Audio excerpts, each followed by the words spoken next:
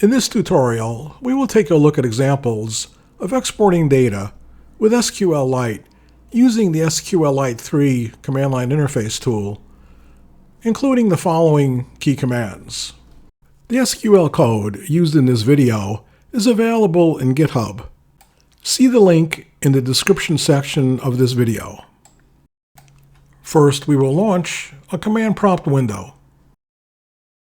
Then we'll resize the window.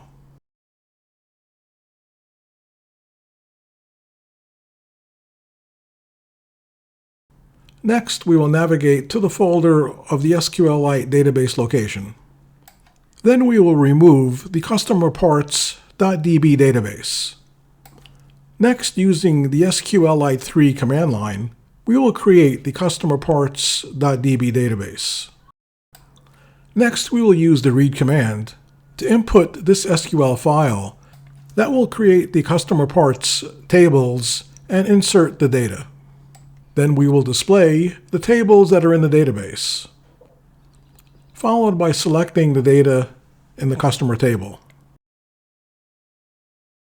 Then select the data in the parts order table.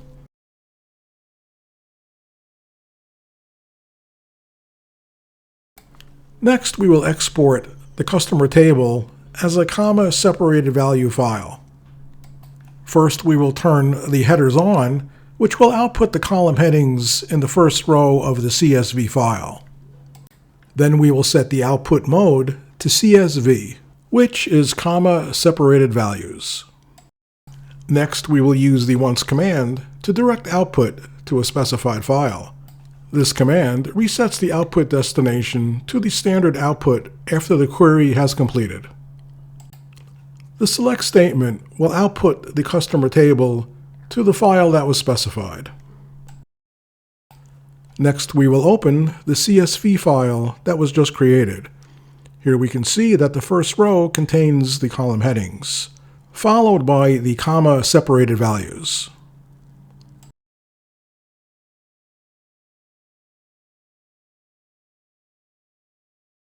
Next, we will export the customer table as a comma-separated value using the SQL where clause. First, using the once command, we will specify the output file to use.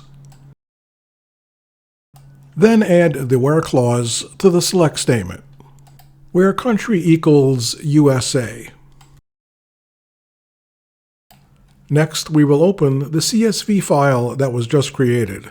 Here we can see that the CSV file only contains rows where the country is equal to USA.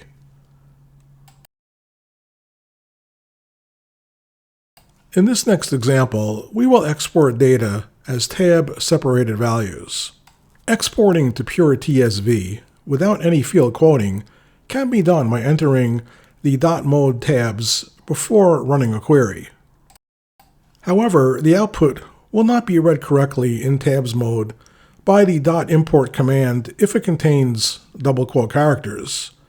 This means that using .mode tabs is not sufficient for round tripping. If your data contains double quotes, tabs, or new lines, import cannot reliably reconstruct the original data. So mode tabs is fine for quick exports and data you know is clean, but it is not safe for re-import. To get TSV quoted per RFC 4180, which is the standard for comma-separated values, so that it can be input into tabs mode with the import command, first enter mode CSV, followed by the separator command using the escape sequence for the tab character before running a query. First, we'll set column headers to on. Then we will set mode to CSV, followed by setting the separator character to tab.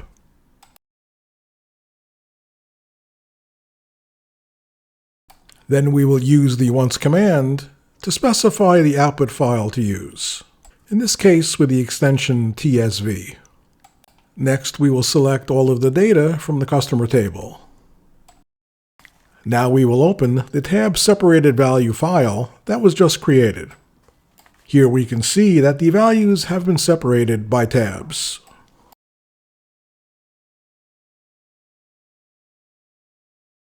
In this next example, we will export data for the customer table in a JSON format. To do this, we will set the mode to JSON. Then we will use the once command to specify the output file to use. In this case, setting the extension to JSON. Next, we will select all of the data from the customer table. Now we will open the JSON file that was just created. Here we can see that the data for the customer table has been exported in a JSON format.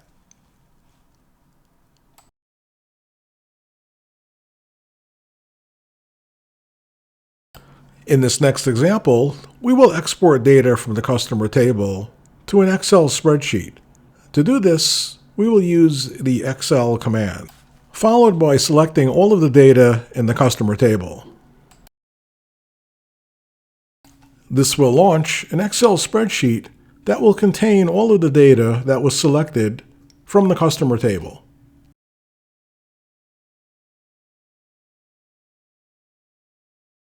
In this next example, we will export data using the dump command. First, we will enter help dump in order to get a listing of the options that are available for the dump command. Then we will use the output command, so the output is sent to a specified file. In this case, using the file extension SQL. Then we will use the dump command to output the contents of the customer parts database. Then we will reset the output to the standard output. Now we will open the SQL file that was just created.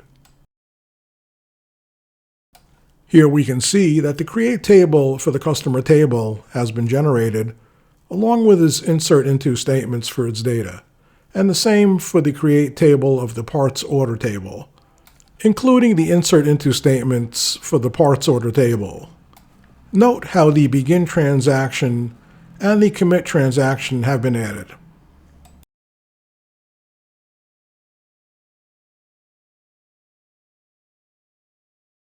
In this next example, we will use the dump command to export the contents of the customer table. First, we will use the output command to output the contents to a file. Then we will enter the dump command, followed by the customer table name. Now we will open the SQL file that was just created. Here we can see that the create table and the insert into statements have been generated for the customer table. Then we will reset the output to standard output. In this next example, we will export the schema for the customer parts database. First, we will define the output to be sent to this SQL file. Then enter the schema command.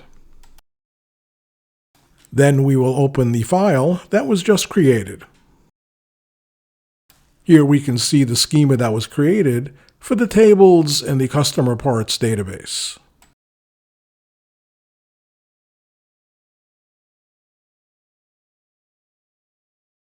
Then we will reset the output to standard output.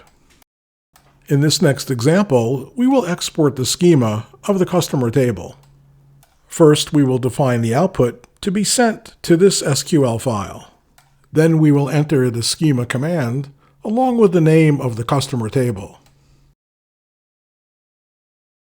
Then we will open the file that was just created.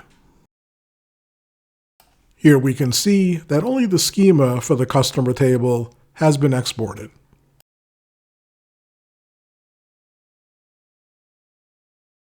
Then we will reset the output to standard output.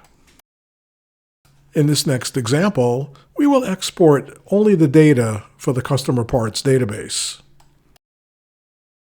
First, we will define the output to be sent to this SQL file. Then we will enter the dump command followed by the data only option, which will output only insert statements, and then followed by the no sys option, which will omit system tables. Then we will open the file that was just created. Here we can see the file contains insert into statements for all of the tables in the customer parts database.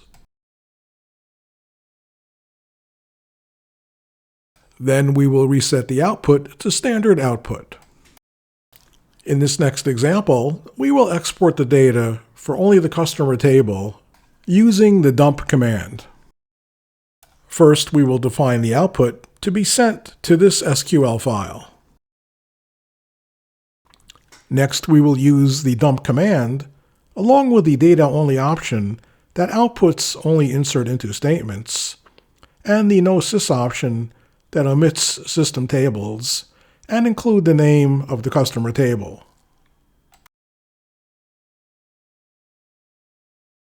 Then we will open the file that was just created. Here we can see that the file contains the data for the customer table only.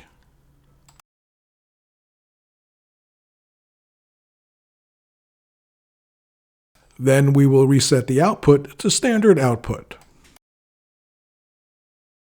I hope you found exporting data with SQLite helpful.